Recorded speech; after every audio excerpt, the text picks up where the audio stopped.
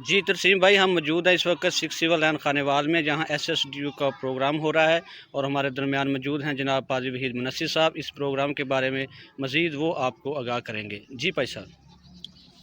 आज हम six civil line Khanewal में मौजूद हैं। हम शुक्रगुजार हैं पादरी ज़करिया मुख्तार साहब के, जिन्होंने एक खूबसूरत इवेंट अरेंज किया है। इसमें हमारे बहुत सारे दोस्त मुसलमान उलमा जो हैं वो मौजूद होंगे।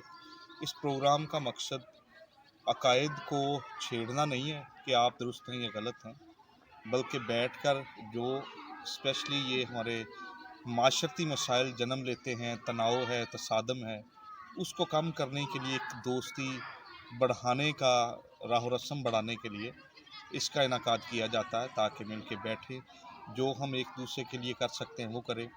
और ख़ुसूसी तौर पर जैसे हम देख रहे हैं कि उलमा कराम जो ही अवाम को जैसे गाइड करते हैं उनको मानते हैं।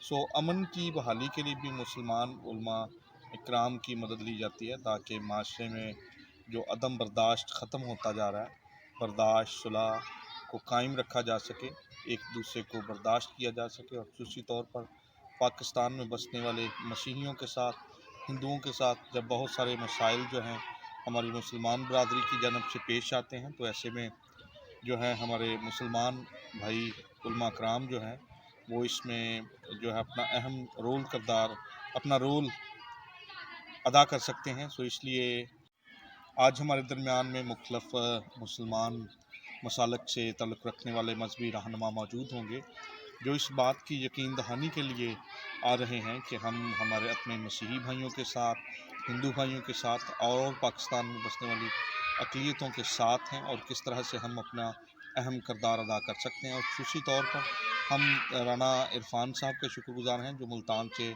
SSDO को कंडक्ट करते हैं, और मज़हब के दरमियान जो है पाई जाने वाली कशीदगी जो है अक़लियत के ख़िलाफ़ जो गम व गुस्सा है उसको कम करने के लिए, और उसके इन दोनों के दरमियान में, या ये कह लें कि अक़लियत की मदद करने के लिए वो हमेशा तैयार रहते हैं।